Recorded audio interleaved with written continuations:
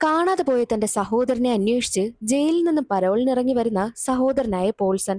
പോൾസന്റെ സഹോദരന് എന്തുപറ്റി? പോൾസൺ എന്തുകൊണ്ടായിരിക്കാം ജയിലിലായത് എന്നൊക്കെ അറിയണ്ടേ? എങ്കിൽ നമുക്ക് ജോജു ജോർജ് കേന്ദ്ര കഥാപാത്രത്തിലെത്തുന്ന വരവെന്ന മലയാള സിനിമയുടെ കഥ നോക്കിയാലോ? ഇന്നത്തെ വീഡിയോയില് കറക്റ്റ് സീനൊന്നും ആഡ് ചെയ്തിട്ടില്ല. കഥ അറിഞ്ഞാൽ മതി എന്നുള്ളവർ മാത്രം കാണുക, ഇല്ലാത്തവർ സ്കിപ്പ് ചെയ്തേക്കണേ. വീഡിയോ ഇഷ്ടമായാൽ ഒന്ന് ലൈക്കും കൂടെ ചെയ്തേക്കണേ. കഥ ആരംഭിക്കുമ്പോൾ നായകനായ പോൾസനെയാണ് കാണിക്കുന്നത്. 7 വർഷമായിട്ട് പോൾസൺ ജയിലിലായിരുന്നു. ഇപ്പോൾ 10 ദിവസത്തെ പരോൾ കിട്ടി നാട്ടിലേക്ക് വന്നിരിക്കുകയാണ്. പോൾസൺ ബസ്സിലിരിക്കുന്ന സമയം മുഖം മറച്ച കുറച്ചുപേർ പോൾസനെ ആക്രമിക്കുന്നു. തന്നെ ആക്രമിക്കാൻ വന്നവരെ എല്ലാവരെയും പഞ്ഞിക്കിട്ടിട്ട് തന്റെ ബാഗുമായി പോൾസൺ അവിടെ നിന്ന് പോകുന്നു. പോൾസന് 2 ബെസ്റ്റ് ഫ്രണ്ടുണ്ട്, പാപ്പനും ബാബുവും. പാപ്പനാണ് പോൾസനെ കൊണ്ടുപോകുവാനായിട്ട് എത്തിയിരിക്കുന്നത്. വണ്ടിയിലിരിക്കുന്ന സമയത്ത് പോൾസന്റെ ബാഗിൽ നിറയെ കാശിരിക്കുന്നത് പാപ്പൻ കാണുന്നു. ഇത്രയും കാശ് നിനക്ക് എവിടെ നിന്നാന്ന് ചോദിക്കുമ്പോൾ അതൊന്നും നീ അറിയണ്ട, സമയമാകുമ്പോൾ ഞാൻ പറയാമെന്നാണ് പോൾസൺ മറുപടി പറയുന്നത്. ബാബുവിന്റെ കടയിലേക്ക് വിടുവാനായിട്ടും പോൾസൺ പറയുന്നു. ബാബു ചായക്കട നടത്തുകയാണ്. ഒപ്പം ബാബുവിനെ സഹായിക്കുവാനായിട്ട് ബാബുവിന്റെ ഭാര്യയുമുണ്ട്. അങ്ങനെ പോൾസനും പാപ്പനുമൊക്കെ ബാബുവിന്റെ കടയിലേക്ക് എത്തുകയാണ്. ആ ഒരു ബാഗ് ബാബുവിനെ ഏൽപ്പിച്ചിട്ട് സൂക്ഷിച്ചു വെച്ചിരിക്കണം, ഞാൻ ചോദിക്കുമ്പോൾ തരണമെന്ന് പറഞ്ഞിട്ടാണ് ബാഗ് ഏൽപ്പിക്കുന്നത്. ബാബു ആണെങ്കിലോ അതിലെന്താണെന്നോ എന്തിനാണ് കൊണ്ടുവന്നതെന്നോ എന്നൊന്നും ചോദിക്കാതെ പോൾസൺ പറഞ്ഞതനുസരിച്ച് ബാഗ് ഒരു സ്ഥലത്ത് കൊണ്ടുവന്ന് ഒളിപ്പിച്ചു വെക്കുന്നു. അവിടെ നിന്നും പോൾസൺ നേരെ പോകുന്നത് തന്റെ ചേച്ചിയായ ഡെയ്സിയെ കാണുവാൻ വേണ്ടിയിട്ടാണ്. ഡെയ്സി കന്യാസ്ത്രീയ. പോൾസന് 3 സഹോദരങ്ങളാണുള്ളത്.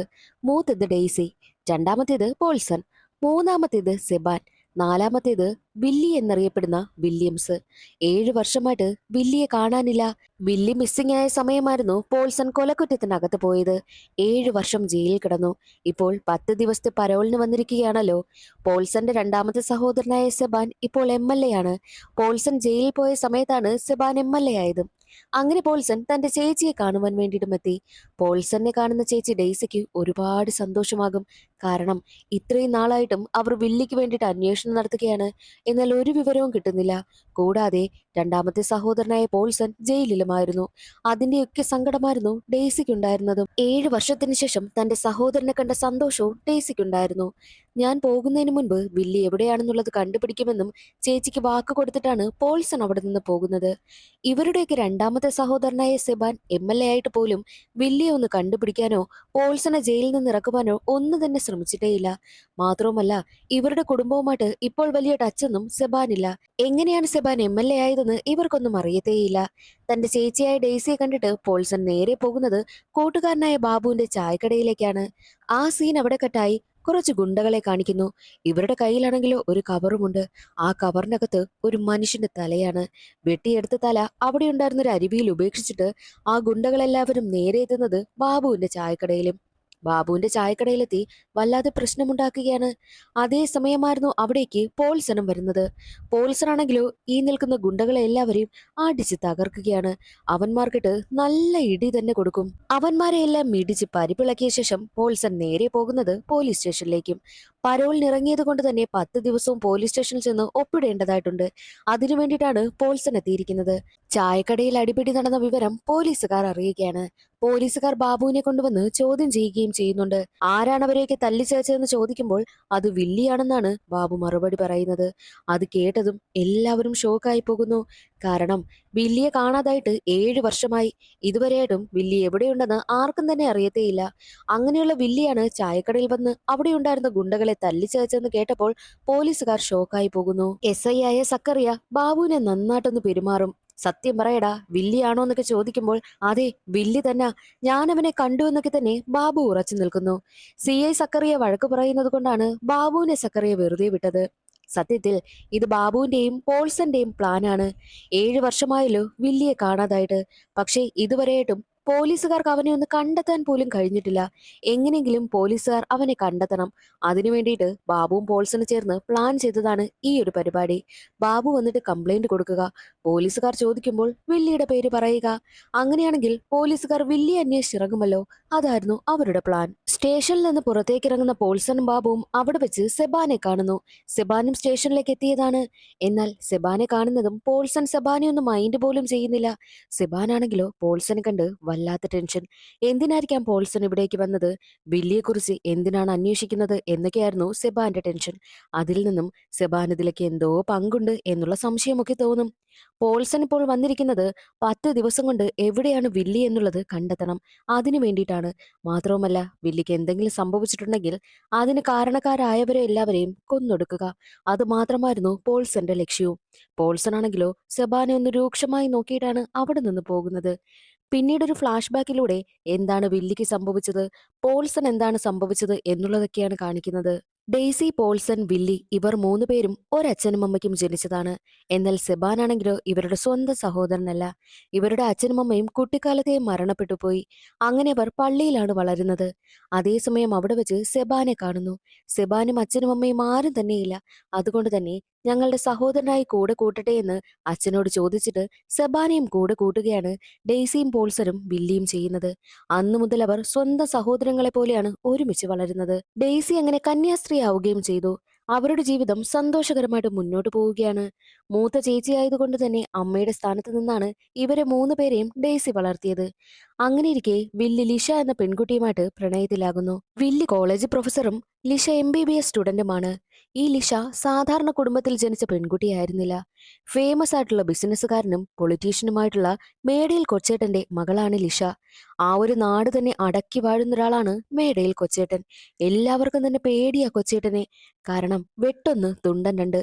ഇതാണ് കൊച്ചേട്ടന്റെ സ്വഭാവം. ആരോടെങ്കിലും ദേഷ്യമോ പകയോ ഒക്കെ തോന്നിക്കഴിഞ്ഞാൽ അവരെ പിന്നെ ഈ ഭൂമിയിൽ വെച്ചേക്കത്തേയില്ല. അങ്ങനെ ഒരു സ്വഭാവക്കാരനാണ്. എല്ലാവരും കൊച്ചേട്ടനെ പേടിച്ചാണ് ജീവിക്കുന്നത് എന്ന് തന്നെ പറയാം. അങ്ങനെയുള്ള കൊച്ചേട്ടന്റെ മകളുമായിട്ടാണ് വില്ലി പ്രണയത്തിലായിരിക്കുന്നതും. രണ്ടുപേരുടെയും പ്രണയം നന്നായിട്ട് മുന്നോട്ട് പോവുകയാണ്. ഈ ഒരു കാര്യം ഡെയ്സിക്കും സെബാനും പോൾസണിനും ഒക്കെ നന്നായിട്ട് അറിയാം.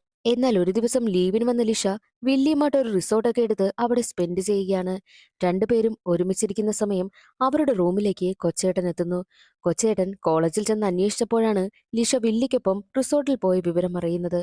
അങ്ങനെയാണ് കൊച്ചേട്ടൻ ഇപ്പോൾ ആ ഒരു റിസോർട്ടിലേക്കും എത്തിയിരിക്കുന്നത്. പുറത്തേക്ക് വില്ലിയെ വിളിച്ചുകൊണ്ടുപോയ കൊച്ചേട്ടൻ വില്ലിയെ ഒരുപാട് വഴക്ക് പറയുന്നു. ഭീഷണി പോലെയായിരുന്നു കൊച്ചേട്ടന്റെ സംസാരം. വെറും അനാഥനായ നീ എന്റെ കുടുംബക്കിടക്കയിൽ കയറി കിടക്കാൻ നീ ശ്രമിക്കുന്നു. ഇതോടുകൂടി ഇവിടെയെല്ലാം അവസാനിപ്പിച്ചിരിക്കണമെന്ന് പറഞ്ഞ് ലിഷയെ കൊച്ചേട്ടൻ അവിടെ നിന്ന് കൂട്ടിക്കൊണ്ടു പോവുകയും ചെയ്യുന്നു. ഈ ഒരു വിവരമെല്ലാം വില്ലി പോൾസണിനോടൊക്കെ പറഞ്ഞിരുന്നു. എന്നാൽ അടുത്ത ദിവസമാണ് വില്ലിയെ കാണാതാകുന്നത്. വില്ലിയെ കാണാതായതുകൊണ്ട് തന്നെ പോൾസണും സെബാനും ഡെയ്സിയും ഒക്കെ വില്ലിയെ ഒരുപാട് അന്വേഷിക്കും. പക്ഷേ വില്ലി എവിടെ പോയെന്ന് അവർക്കറിയതേയില്ല. അതുകൊണ്ട് തന്നെ പോലീസ് സ്റ്റേഷനിലെത്തി കംപ്ലൈന്റ് കൊടുക്കുന്നു. നിങ്ങൾക്ക് ആരെങ്കിലും സംശയമുണ്ടോ എന്ന് പോലീസ് ഉദ്യോഗസ്ഥൻ ചോദിക്കുമ്പോൾ ഉണ്ട്, മേടയിൽ കൊച്ചേട്ടനെയാണെന്നുള്ള കാര്യം പോൾസൺ പറയുന്നു. മേടയിൽ കൊച്ചേട്ടന്റെ മകളായ ലിഷയുമായിട്ട് വില്ലിക്ക് ബന്ധമുണ്ടായിരുന്നു എന്നുള്ള കാര്യവും പോൾസൺ പറയുകയാണ്. മേടയിൽ കൊച്ചേട്ടൻ രാഷ്ട്രീയക്കാരനും പേരുകേട്ട വ്യവസായമായതുകൊണ്ട് തന്നെ പോലീസുകാർക്ക് ചെറിയൊരു പേടിയായിരുന്നു. എങ്കിലും കംപ്ലൈന്റ് കിട്ടിയതുകൊണ്ട് തന്നെ അത് അന്വേഷിക്കുവാൻ വേണ്ടിയിട്ട് പോൾസണിനെയും കൂട്ടിയാണ് പോലീസുകാർ കൊച്ചേട്ടന്റെ വീട്ടിലേക്ക് എത്തുന്നത്. കൊച്ചേട്ടനോട് പോൾസൺ തന്റെ സഹോദരനായ വില്ലിയെ കാണാനില്ല എന്നും അവനെ കാണാതായത് നിങ്ങൾ സംസാരിച്ചതിന് ശേഷമാണെന്നുള്ള കാര്യമൊക്കെ പറയുമ്പോൾ, നിന്റെ സഹോദരനായ വില്ലി എന്റെ കുടുംബത്തിൽ കയറി കളിച്ചു. ഞാൻ അവനെ ഒന്ന് വിരട്ടി. അതിനുശേഷം ഞാൻ അവനെ കണ്ടിട്ടേയില്ല. അവൻ എവിടെ പോയെന്നുള്ള കാര്യം എനിക്കറിയത്തില്ല. ഇതുമായി എനിക്കൊരു ബന്ധവുമില്ലെന്ന് കൊച്ചേട്ടൻ പറയുന്നു.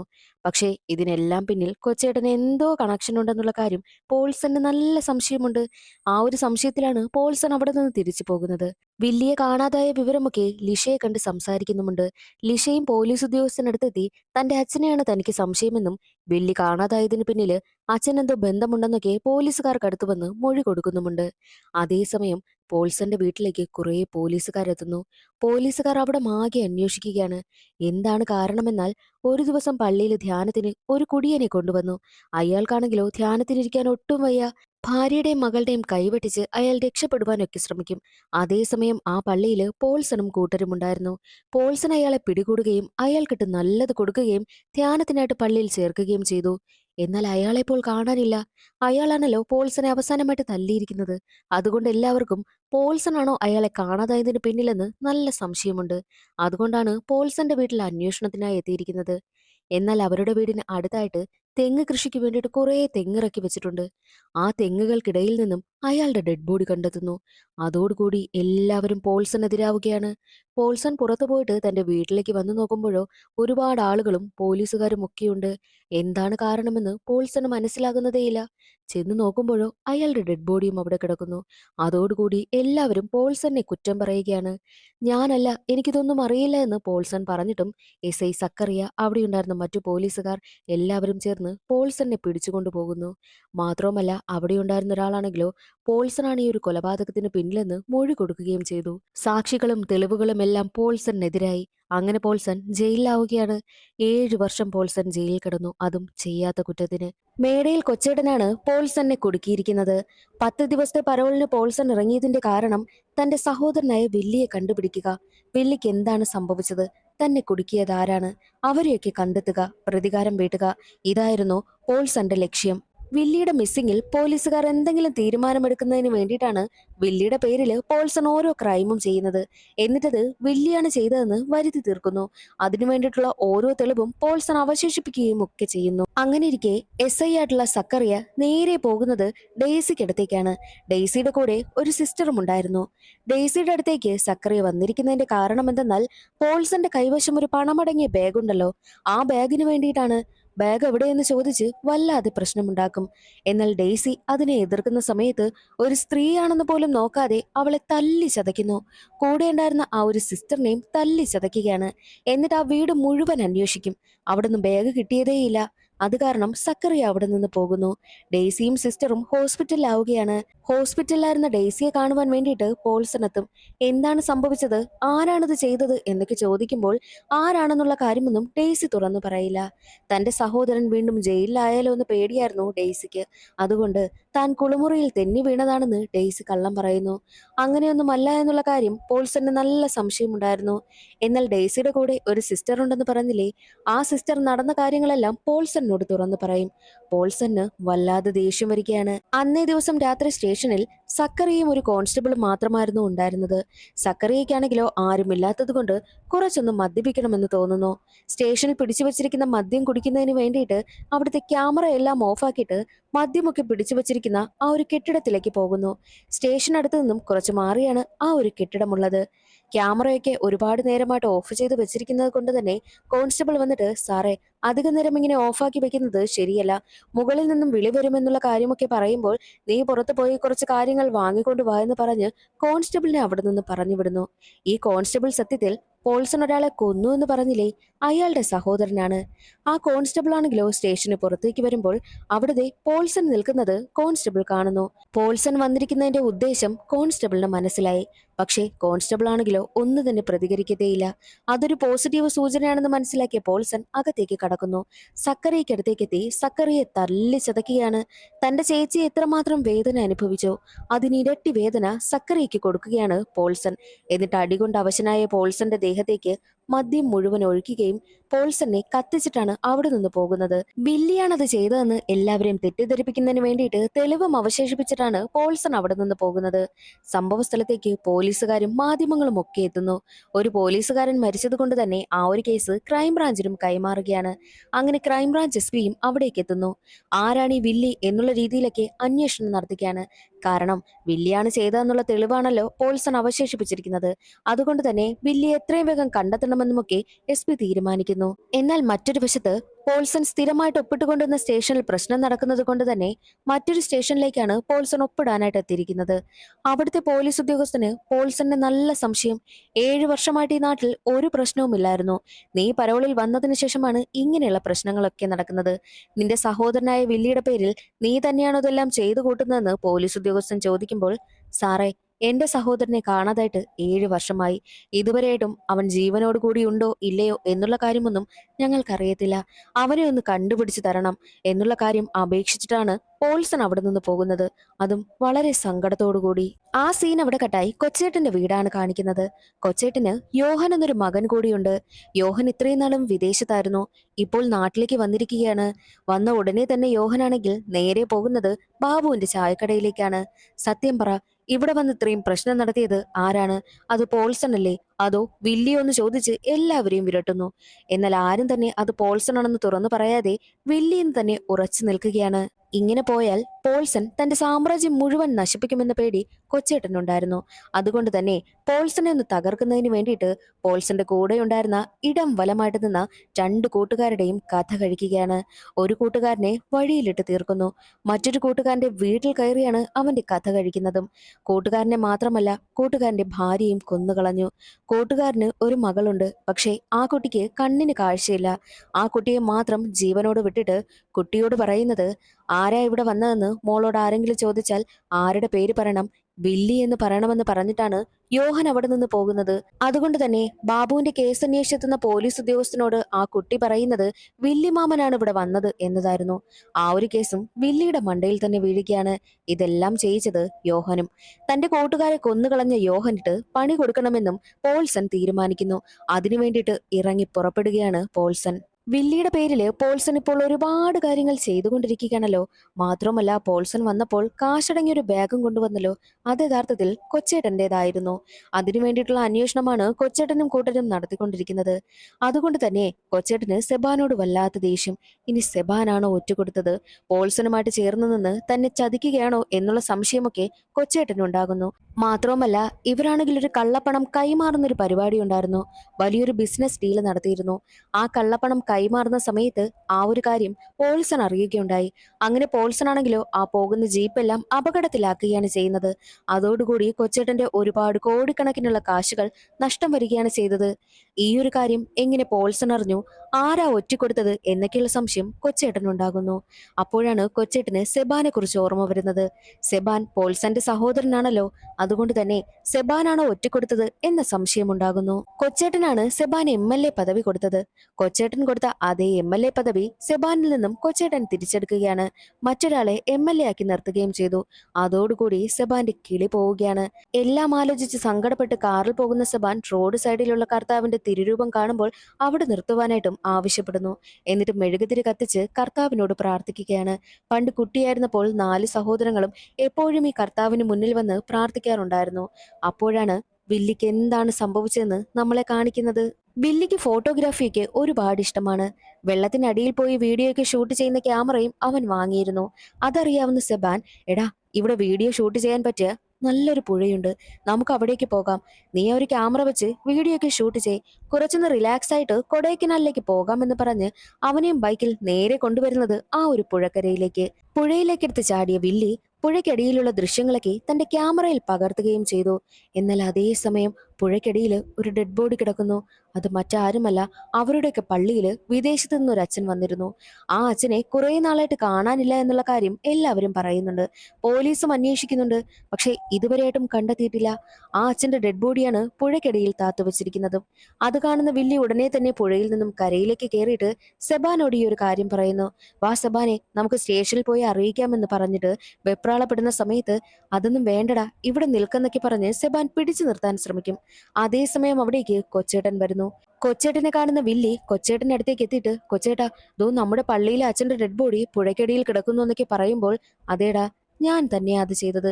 ഇനി അച്ഛനടുത്തേക്ക് നീയും പോന്ന് പറഞ്ഞിട്ട് വില്ലിയെ തല്ലി ചതയ്ക്കുന്നു. അടി കൊള്ളുന്ന സമയത്തും വില്ലി ദയനീയമായിട്ട് സെബാന്റെ മുഖത്ത് നോക്കുന്നുണ്ടായിരുന്നു. അപ്പോഴും സെബാൻ തിരിഞ്ഞു കളയുകയാണ് ചെയ്യുന്നത്. സെബാന്റെ കൺമുന്നിൽ വെച്ച് വില്ലിയുടെ കഥ കഴിക്കുകയും അവനെ പുഴയിലേക്ക് എടുത്ത് താക്കുകയും ചെയ്തു. എന്നാൽ അതൊന്നും കണ്ടിട്ട് ഒരു മനസാക്ഷിയുമില്ലാതെ നിൽക്കുകയാണ് സെബാൻ. ആരോരുമില്ലാത്ത സെബാന് ജീവിതം കൊടുത്തത് തന്നെ വില്ലിയും കുടുംബവുമാണ്. എന്നിട്ട് അതിന്റെ നന്ദി പോലും സെബാൻ കാണിച്ചതേയില്ല. സത്യത്തിൽ സെബാന് വില്ലിയും ലിഷയും തമ്മിലുള്ള ബന്ധം നന്നായിട്ടറിയാം. ഒട്ടും തന്നെ അവനത് താല്പര്യവുമില്ലായിരുന്നു. ഈ ഒരു വിവരമൊക്കെ കൊച്ചേട്ടനെ അറിയിക്കുകയും ചെയ്തിട്ടുണ്ട്. മാത്രമല്ല, കൊച്ചേട്ടനാണെങ്കിലോ സെബാനെ തന്റെ കൂടെ നിൽക്കുവാനായിട്ടും ആവശ്യപ്പെടുന്നുണ്ട്. സെബാന് നല്ല രീതിയിലുള്ള ഓഫറുകളൊക്കെയാണ് കൊടുത്തത്. അതിൽ മയങ്ങിയാണ് സെബാൻ ഈ ഒരു പരിപാടി ചെയ്തത്. കൊച്ചേട്ടൻ പറയുന്നത് വില്ലിയെ താൻ പറയുന്ന സ്ഥലത്തേക്ക് എങ്ങനെയെങ്കിലും കൂട്ടിക്കൊണ്ടുവരണമെന്ന്. അതനുസരിച്ചാണ് വില്ലി അവൻ കൂട്ടിക്കൊണ്ടു വന്നിരിക്കുന്നതും. അങ്ങനെ വില്ലിയുടെ കഥ കഴിയുന്നു. ഇതാണ് യഥാർത്ഥത്തിൽ സംഭവിച്ചത്. വില്ലി കൊടൈക്കനാലിൽ എത്തിയില്ല എന്ന് മനസ്സിലാക്കിയ പോൾസൺ വില്ലി അന്വേഷിച്ചിറങ്ങുകയാണ്. അതിൽ നിന്നും പോൾസണിനെ തടയണമെന്നും കൊച്ചേട്ടൻ തീരുമാനിക്കുന്നു. അതിനു വേണ്ടിയിട്ടാണ് അവർ കൊലപാതകം പ്ലാൻ ചെയ്തത്. പോൾസൺ ആണെങ്കിലോ കുടിയനായിട്ടുള്ള ആളുമായിട്ട് പള്ളിയിൽ വെച്ച് പ്രശ്നമുണ്ടായത് അവർക്കറിയാമായിരുന്നു. അതറിയാവുന്നത് കൊണ്ട് തന്നെ കൊച്ചേട്ടൻ SI സക്കറിയെ കൊണ്ട് ആ ഒരു കുടിയന്റെ കഥ കഴിക്കുകയാണ്. എന്നിട്ട് അയാളുടെ ഡെഡ് ബോഡി ആരും അറിയാതെ പോൾസന്റെ വീട്ടിൽ കൊണ്ടുവന്ന് ഉപേക്ഷിക്കുകയും ചെയ്യുന്നു. എന്നിട്ട് പോൾസന്റെ വീട്ടിൽ അന്വേഷിച്ച് വരുമ്പോഴാണ് ഡെഡ് ബോഡി കാണുന്നത്. അങ്ങനെയാണ് പോൾസൺ അകത്താകുന്നതും. പക്ഷെ അതേസമയം പോൾസൺ ആണ് ഈ ഒരു കുറ്റം ചെയ്തതെന്ന് പോലീസുകാർക്ക് മൊഴി കൊടുത്തത് സെബാനുമായിരുന്നു. അതോടുകൂടിയാണ് കേസ് സ്ട്രോങ് ആയതും 7 വർഷമായിട്ടും പോൾസൺ ജയിലിൽ കിടന്നത്. തന്നെ എല്ലാത്തിലും സഹായിക്കുന്നത് കൊണ്ട് തന്നെ സെബാന് MLA പദവിയും കൊച്ചേട്ടൻ നൽകുന്നു. എന്നാൽ ഈ ഒരു 7 വർഷത്തിനിടയിൽ ജയിലിൽ കിടക്കുന്ന സമയത്ത് സത്യങ്ങളെല്ലാം പോൾസൺ അറിയുകയാണ്. ആര് പറഞ്ഞെന്നാൽ സെബാന്റെ കൂടെ ഒരു ഡ്രൈവർ ഉണ്ടല്ലോ, ആ ഒരു ഡ്രൈവറും പിന്നെ ആ പോലീസ് സ്റ്റേഷനിലുണ്ടായിരുന്ന കോൺസ്റ്റബിളിലെ അയാളുമാണ് വന്ന് എല്ലാ സത്യങ്ങളും തുറന്നു പറഞ്ഞത്. സെബാനും കൊച്ചേട്ടനും ഇത്രയും കുറ്റകൃത്യങ്ങൾ ചെയ്തു കൂട്ടുന്നതെല്ലാം കണ്ടുകൊണ്ട് ഡ്രൈവർ ഉണ്ടായിരുന്നല്ലോ. വില്ലിയെ സെബാനാണ് കൊച്ചേട്ടനടുത്തേക്ക് കൂട്ടിക്കൊണ്ടുവന്നത്. വില്ലിയുടെ കഥ കഴിക്കുന്ന സമയത്ത് അവൻ നിശബ്ദനായി മാത്രമാണ് നോക്കി നിന്നത് എന്നുള്ള കാര്യമെല്ലാം തുറന്നു പറയുന്നു. തന്റെ സഹോദരനായ വില്ലി ജീവനോടുകൂടി ഇല്ല എന്നറിഞ്ഞതോടുകൂടി പോൾസൺ ആകെ തകർന്നു പോവുകയാണ്. വില്ലിയെക്കുറിച്ച് ഇനി പോൾസൺ അന്വേഷിക്കരുത്, അതിനു വേണ്ടിയിട്ട് കൊലക്കുറ്റം ചുമത്തി പോൾസണിനെ അകത്താക്കണം. അങ്ങനെയാണ് അവർ പ്ലാൻ ചെയ്ത് പോൾസൺ അന്ന് പ്രശ്നമുണ്ടാക്കിയ ആ ഒരു മദ്യപാനിയില്ലേ, അയാളെ കൊല്ലുവാനായിട്ടും തീരുമാനിച്ചത്. സക്കറിയാണ് അയാളുടെ കഥ കഴിക്കുന്നതും. എന്നിട്ട് പോൾസന്റെ വീട്ടിൽ കൊണ്ടുവന്ന് ഉപേക്ഷിക്കുകയും ചെയ്തു. സെബാനെ കൊണ്ട് മൊഴി കൊടുപ്പിക്കുകയും ചെയ്തു. ഇതെല്ലാം പ്ലാൻ ചെയ്തത് കൊച്ചേട്ടനാണ്. ആ ഒരു കാര്യമെല്ലാം ഇപ്പോൾ തുറന്നു പറയുന്നത് ആ മരണപ്പെട്ടു പോയ കള്ളുകുടിയനായ ആളിന്റെ സഹോദരന് എല്ലാ കാര്യങ്ങളും മുൻപേ അറിയാമായിരുന്നു. പോൾസൺ നിരപരാധിയാണെന്നും അറിയാം. എല്ലാ സത്യങ്ങളും മനസ്സിലാക്കിയിട്ടാണ് 10 ദിവസത്തെ പരോളിന് പോൾസൺ ഇറങ്ങിയിരിക്കുന്നത്, പ്രതികാരം വീട്ടുന്നതിന് വേണ്ടിയിട്ട്. കുരിശടിക്ക് മുന്നിൽ നിന്ന് പ്രാർത്ഥിക്കുകയായിരുന്നല്ലോ സെബാൻ ഒരു ലോറി ഇടിച്ചു തെറിപ്പിക്കുന്നു. അത് മറ്റാരുമല്ല, പോൾസൺ തന്നെയായിരുന്നു. ഇനി അടുത്തതായിട്ട് പോൾസൺ ടാർഗറ്റ് ചെയ്തിരിക്കുന്നത് യോഹൻ. തന്റെ ഏറ്റവും അടുത്ത സുഹൃത്തുക്കളായ ബാബുവിനെയും ബാബുവിന്റെ ഭാര്യയെയും പിന്നെ പാപ്പനെയും കൊന്നുകളഞ്ഞത് യോഹനാണെന്നുള്ള കാര്യം പോൾസൺ അറിയാം. അങ്ങനെ യോഹന്റെ കഥ കഴിക്കുന്നു. പോൾസൺ തന്റെ മകനെ കൊല്ലുവാനായി ശ്രമിക്കുന്നത് കൊച്ചേട്ടൻ കാണുന്നുണ്ട്. തന്റെ മകനെ രക്ഷിക്കുവാനായിട്ട് ഓടി വരികയാണ് കൊച്ചേട്ടൻ. പോൾസന്റെ അടുത്ത ഇര കൊച്ചേട്ടനാണല്ലോ, അതുകൊണ്ട് തന്നെ കൊച്ചേട്ടന്റെ കഥ കഴിക്കുകയും ചെയ്യുന്നുണ്ട്. അങ്ങനെ പോൾസന്റെ പ്രതികാരമെല്ലാം അവിടെ തീർന്നിരിക്കുന്നു. ആ സീൻ അവിടെ കട്ടായി. തന്റെ സഹോദരിയുടെ കൂടെ ഉണ്ടായിരുന്ന സിസ്റ്ററിനെ കാണുവാൻ വേണ്ടിയിട്ട് എത്തിയിരിക്കുകയാണ് പോൾസൺ. ബാബുവിന്റെ മകൾക്ക് കണ്ണിന് കാഴ്ചയില്ലല്ലോ, ആ കുട്ടിയെ കൊണ്ടുവന്ന് സിസ്റ്ററിനെ ഏൽപ്പിക്കുന്നു. എന്നിട്ട് കുട്ടിയുടെ കണ്ണോപ്പറേഷനുള്ള കാശും കൊടുത്തിട്ടാണ് അവിടെ നിന്ന് പോകുന്നത്. ജയിലിലേക്ക് ഇനി തിരിച്ചു പോകുവാനായിട്ടും പോൾസന് സമയമായി. പോൾസൺ ജയിലിൽ നിന്ന് വരുന്ന സമയത്ത് ഒരു വലിയ ബാഗ് നിറയെ കാശ് കൊണ്ടുവന്ന് ബാബുവിനെ ഏൽപ്പിച്ചില്ലേ, ആ കാശിരുന്നത് ബാബുവിന്റെ ചായക്കടയിലെ വിറക് പിരയിലുമായിരുന്നു. എന്നാൽ ആ ഒരു ബാഗ് ഇപ്പോൾ മരണപ്പെട്ടു പോയ കള്ളുകുടിയന്റെ വീട്ടിലിരിക്കുകയാണ്. കള്ളുകുടിയന്റെ മകളാണെങ്കിലോ ആ ബാഗ് എടുത്തു കൊണ്ടുവന്ന് തന്റെ അമ്മയെ ഏൽപ്പിക്കുന്നു. ദേ അമ്മ, നിറയെ കാശുണ്ട്, ആരാണ് കൊണ്ടു തന്നതെന്ന് അറിയില്ല എന്നും ആ കുട്ടി പറയുന്നുണ്ട്. അപ്പോൾ ദേ പോൾസണെയാണ് കാണിക്കുന്നത്. പോൾസണാണ് ആ ഒരു ബാഗ് നിറയെ കാശ് കൊണ്ടുവന്ന് അവിടെ വെച്ചിട്ട് പോയത്. പോൾസൺ തിരികെ ജയിലിലേക്കും പോകുന്നു. അതോടുകൂടി സിനിമയുടെ കഥയും അവിടെ അവസാനിക്കുകയാണ്. ഇന്നത്തെ വീഡിയോ എല്ലാവർക്കും ഇഷ്ടമായെന്ന് കരുതുന്നു. ഇഷ്ടമായാൽ ഒന്ന് സപ്പോർട്ട് ചെയ്തേക്കണേ. അടുത്തൊരു വീഡിയോയിൽ കാണാം. അതുവരെ എല്ലാവർക്കും ബൈ.